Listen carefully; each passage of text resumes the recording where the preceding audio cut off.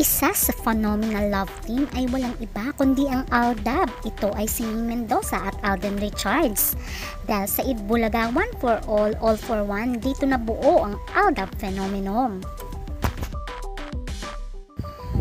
Isa ang Aldab sa hottest love team ng kanilang panahon dahil sa kanilang kalye-serye portion sa One for All for One ng Itbulaga. At sila talaga ay nakilala hindi lamang sa Pilipinas kundi sa ibang bansa. Dahil sa kanilang kasikatan, tinawag sila ng mga media outlets, hailed them as Aldab as the social media phenomenon, following success in trending every day on a Twitter. Kaya naman ang tanong ng karamihan, naging sila ba ng kapanahunan ng kasikatan ng Aldab? At ano ang revelasyon ni Maine na na-inlove daw talaga siya kay Alden Richards? Ating alamin.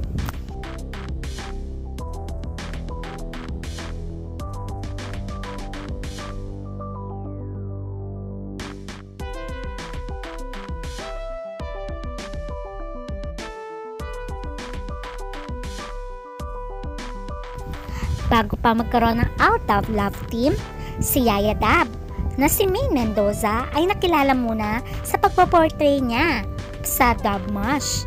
Kaya nga tinawag siyang Dub Smash Queen personality. At ito naman si Alden Richards ay isang modelo, aktor at isang boy next door. Kaya nang magtagpo ang kanilang landas sa Itbulaga at sa kalye-serye, dito na nagbago ang mundo ni Alden Richards at Ming Mendoza. Sila ngayon ay tinaguri ang hottest love team ng kanilang panahon at tinawag na silang Aldab ng mga fans.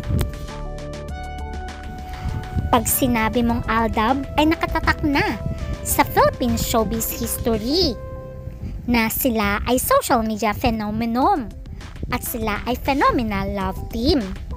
Dahil sila ay nagkaroon ng first reach record-breaking tweets on Twitter for Aldab for Love with 25.6 million tweets in just a day.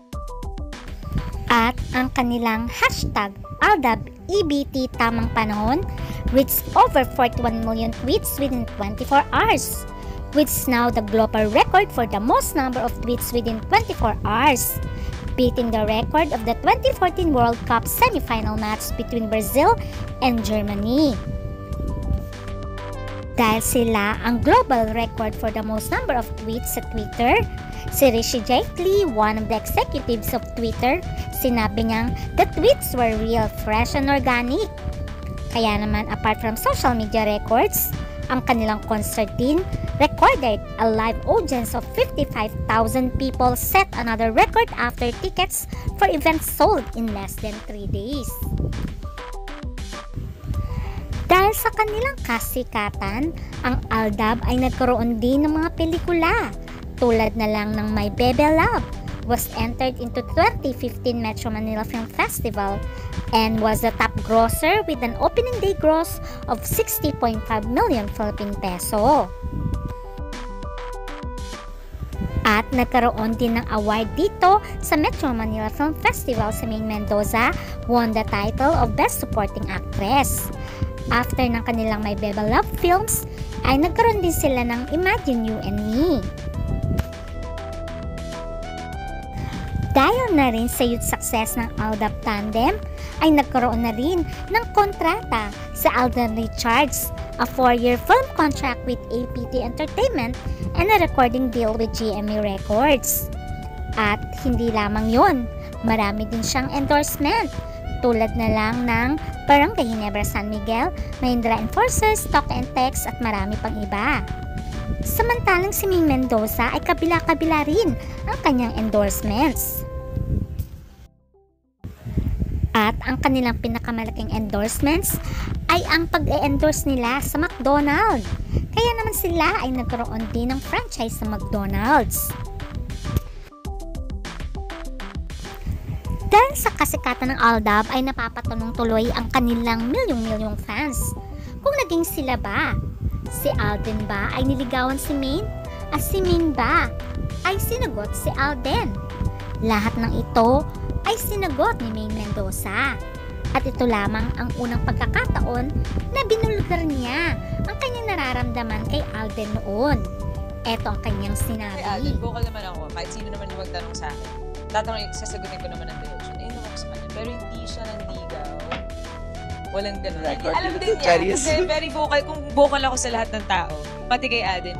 Alam ni Alden yun. Sinabi ko naman sa kanya rekta. Pero hindi siya nanligaw. Friends lang. Pero kung manliligaw siya sa'yo, noon. Noon? Oo naman. Kasi in love ako sa kanya. In love ako talaga. At alam niyo lahat yan. Kasi ang straightforward ko naman na tao. So tinanong ko siya rekta. Parang ano bang... Sabi naman sa akin, ano bang nararamdaman mo for me? Tinanong mo? Oo. Saan? Sa rooftop somewhere. Alam ko. Kinikilig. Tinanong ko sa Ayan, kanya ngayon, yun. kinilig si Paolo.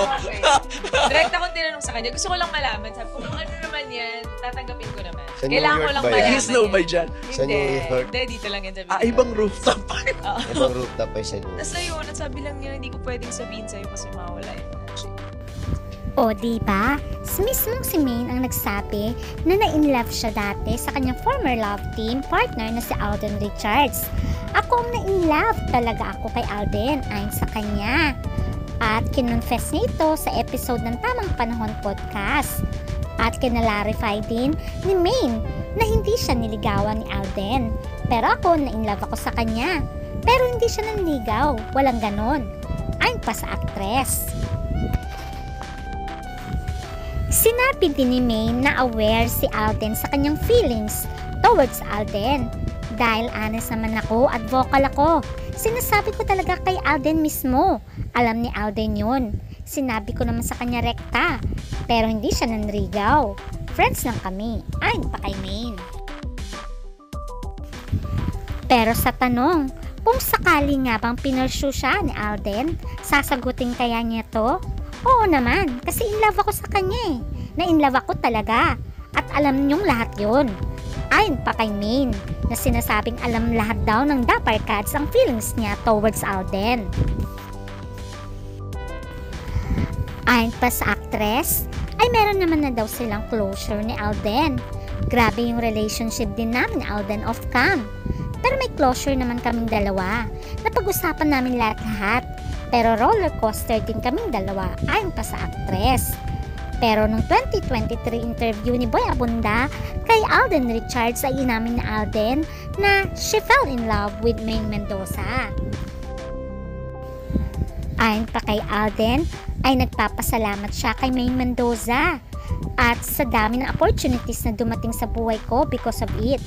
I'm very grateful to Maine. I'm very grateful to Itbulaga by all means, sabi pa ni Alden.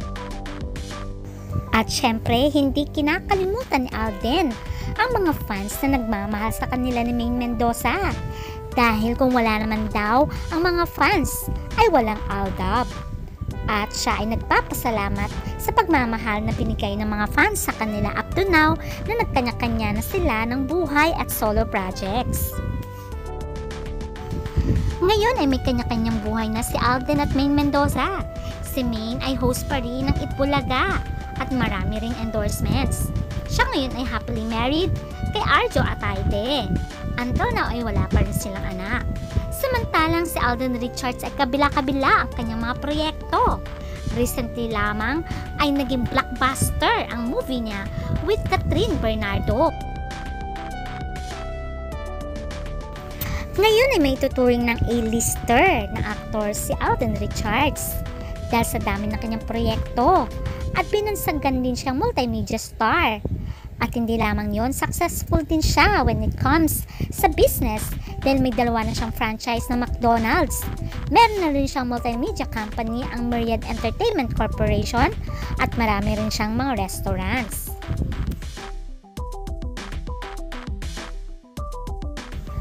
Kaya nakakatuwang isipin na ganun nakasuccessful si Alden at si Maine Mendoza. Although hindi man sila nagkatuluyan sa totoong buhay, pero nanatili pa rin ang respeto nila at pagmamahal sa bawat isa bilang magkaibigan. Abangan na lang natin ang susunod na kabanata. Bye!